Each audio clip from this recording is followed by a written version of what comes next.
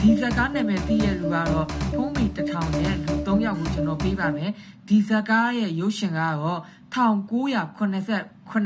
တည်းကကနဝန်တင်ခဲ့တဲ့ရုပ်ရှင်ကားကြီးတကားဖြစ်ပါတယ်ဒီဇကားကိုပြန်လဲရက်ကူးထားရလဲအောင်မြင်မှုတွေအများကြီးရတဲ့ဇကားတကားဖြစ်ပါတယ်ပိုစတာမှာတွေကသူကြော်ညာထားတာကအရင်သေခွင့်ရရဲ့လူကကန်ကောင်းရနဲ့အညီဒီဇလန်ရဲ့တစ်ချောင်းမှာကြောက်စရာအချိန်ကာလကြီးတစ်ခုကိုဒီဇလန်မှာပြသသွားတာဖြစ်ပါတယ်ဇလန်လေးရကိုမိသားစုစစုကကနဝင်မျိုးရဲကိုရောက်ရှိသွားပြီးတော့လူပုံပြတ်တဲ့လူတသမားအုပ်စုရဲ့လက်လံတက်ဖြတ်ခြင်းကနေပြီးတော့အလွတ်ယုံရမယ့်ဇကားတကားဖြစ်ပါတယ်ဒီဇကားလေးကတော့ horror ကြက်သူတွေအတွက်အင်မတန်ကိုအရန်ကြက်မဲ့ဇကားတကားဖြစ်ပြီးတော့အသေးငယ်သူတွေနဲ့သွေးတန်ရဲရဲမကြည်ရဲလူတွေအတွက်လုံးဝမကြည်တဲ့ဇကားတကားထဲမှာပါပါတယ်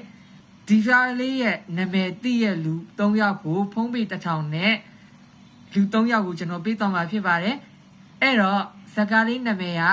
ဘာလဲဆိုတာကိုကွန်မန့်မှာရေးပေးသွားခဲ့ပါဘိုင်ဘိုင်